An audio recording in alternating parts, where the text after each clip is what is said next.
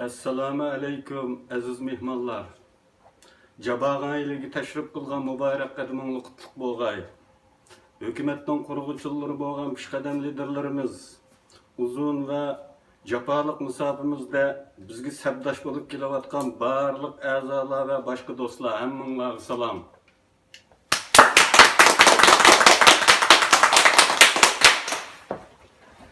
Eç sözümün iki asas temisi şular. Birincisi bu qitimqi yig'inda nimalarni qilamiz? Bu haqda azroq yupishcha berib o'taman. İkincisi Sharq Turkiston surgundi hukumatining xarakteri, g'oyasi, prinsipi, siyosiy yo'li va vazifasi haqida aniqlama berib o'taman. Bu qitimqi qurultayimizda nimalarni qilamiz? Biri hammalarga ma'lum bo'lganidek saylam o'tkazamiz. Yana biri hukumatning qurilmasida bazı o'zgartishlar, islohotlar elib boramiz. Saylam demokratik usulda elib beriladi. Sharq Turkistonlik har kimning saylanish huquqi bor. Shunga yangi odamlar vazifalashi mumkin, ba'zilar burunqi vazifasida qilishi mumkin.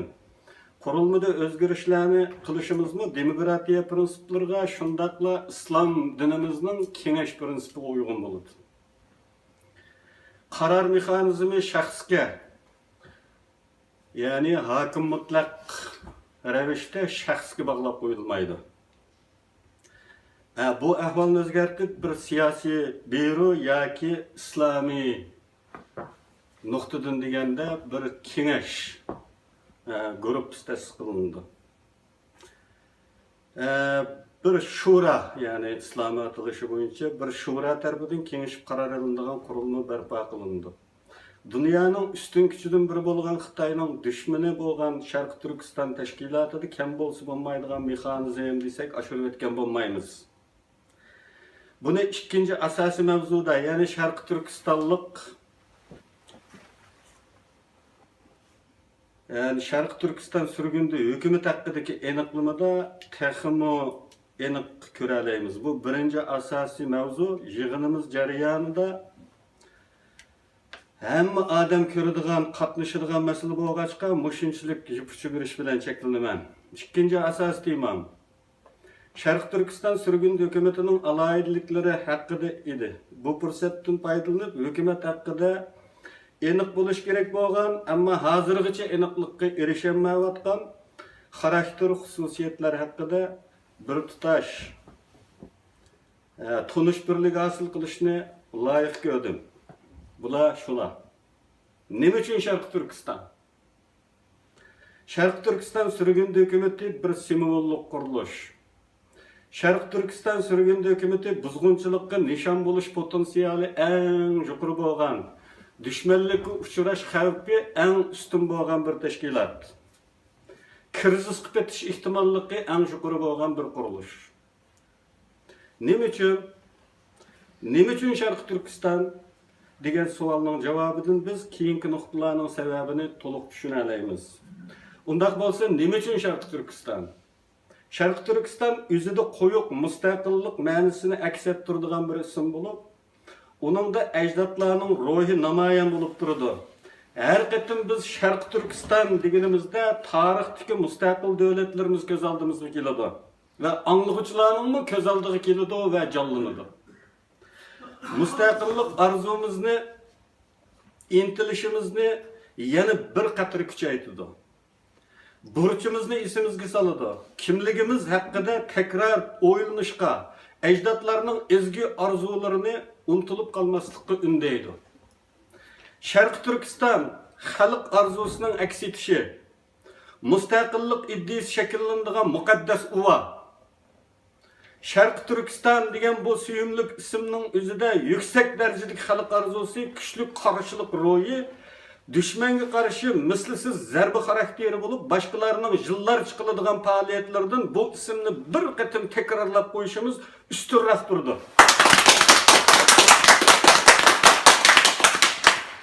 Düşmanni rahatsiz qilishda, mustaqillik arzumuzni yengilashda, asiltishda, ko'zimizni ichishda tugumas energiya manbasi. Bu ismdan düşmanning u darajada bearam bo'lishining o'zila bu isimde çıng turishimizning muhimligini ko'rib olishga yetarlik. Bu isim Xitoylar unutildirishga tirishayotgan tarixning, pinhonlik qilib tarixning, varaqlanishi man'iy qilingan tarixning, qo'yqabga band qilib etilgan tarixning tafsilotiga yo'l ochadigan ochqichdir. Mana shu sabablarga ko'ra Sharq Turkiston surgundi hukumatı dushmanning ko'ziga eng qattiq patadigan bir qo'rqinch manbasidir. Va buning uchun bu qurilishning buzg'unchilikqa uchrash ehtimolligi eng yuqoridir. Sharq Turkiston surgundi hukumatı simvoldir. Tabiatning go'zalligini suydiganlar, yeşillikning erismanlari bu xumari vajidan o'zlarida, o'ylarida Teştekti gülöstürgende Şarkı Türkistan'ın aşı 1.800.000 çarşı kilometre zımınında tekrar kuruluşunu arzu kılgıçlarının, ecdatlar royunun yaldamısı bolgan ay yıldızlık kök bayrağımızın Tanrı tağları üstüde tekrar cevlan kılışını arzu kılgıçlarının xuddi ana tabiatının güzelliği bolgan xumarını besiş için östürgen teştektiki gülüge okşaş, bizning tashnaliqimizni paypilab turdi. Bizga ana tabiatni, Sharq Turkistonda Xon Tangri cho'qillarida javlon qilayotgan ay yulduzliq ko'k bayroqni asıltib turdi. Nima uchun faqat simbol? Bugungi dunyo shartlarida hech qanday davlatga vakillik qilguvchi shaxs yoki davlat desteklik boshqa qurilishlar Sharq Turkiston surgunti hukumatini qo'llay olmaydi. Ve bu hükümetin her qanday bir vekili bilen resmi şekilde muamele kılanmaydı. Sharq Turkiston surgundi hükümeti namı bilen faaliyet elip beriş imkanımız yokka yakın. Onun için bu bir simvollik kuruluş buluşunu ta ki öz tuprukida resmi Sharq Turkiston devleti kurulganlıkça devam kılıdı yoki ma'lum çoğ devlet veya devletler guruhi bilen Xitoylar arasında resmi urush holati shakllanganga qadar hech qanday bir davlat bizga oshkora yordam qilolmaydi. Va oshkora turda muomala qilolmaydi. Buningdan boshqa avvallarda bu bir simvollik qurilish bo'lib qolaverdi. Buni tunish oldi bilan o'zimizni qoyil qilishni, faoliyat qila olmaslik, hareketsizlikten sıkılıp zirikiş, beziş, vazgeçiştek pasif ruhi halet tugdurmaslık gerek. Andın başka qarindaşlarının hükümetimiz hakkındaki salbi inkasları, faaliyetsizliki hakkındaki mesxirlik suallarına cevap vereleyimiz.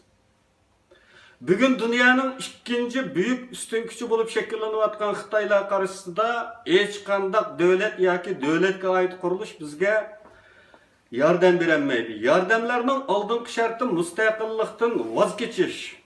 Sharq Turkiston degan bu suyumlik ismdan voz kechish. Xitoylarning tajovuz qilgan tarixini burmilab, besib olmagan deyish qatorliq shartlarni qabul qilish hisobiga erişiladigan bo'lsa, bundaq yordamning hech qanday ahamiyati yo'q. Bundaq yordamlarga tayangan atalmış faoliyatlarning nima ahamiyati? Nemis faylasufı mavjudiyat falsafasining atisi Friedrich Nietzsche shundaq degan. Seni daryoning u yoqsiga o'tkazib qo'yadigan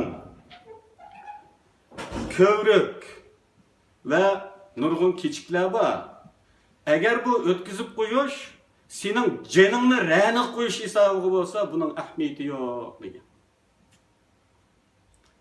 O halde sen üzerini jütürüp koysan. Biz üzümüz bedelige, barlığımız bedelige kildiğen pullarını rədd kılımız. Yardımlarını rədd kılımız. Üzümüzünü rənaga koyup yardım almayımız. Bunun hiç qanday ahamiyeti yok. Unda faaliyatning mu hech qanday qimmati yo'q. Mana bu bizning faoliyat qila olmasligimizning birdan-bir sababi. Bugun biz bir simvollik qurilish bo'lish bilan birga mustaqillik ideologiyasi shakllanadigan bir u bo'lish alayidligimizga ko'ra Sharq Turkiston xalqining burmilinayotgan kun siri ufrab tugayotgan manfaatlari haqida xalqni to'g'ri tunishga, to'g'ri iddiaga yetaklashdek ma'naviy faoliyatlarni, ideologiya qurilishini elib bora olamiz. Ma'naviy sapda qilishga tegishli nurg'un ish bor.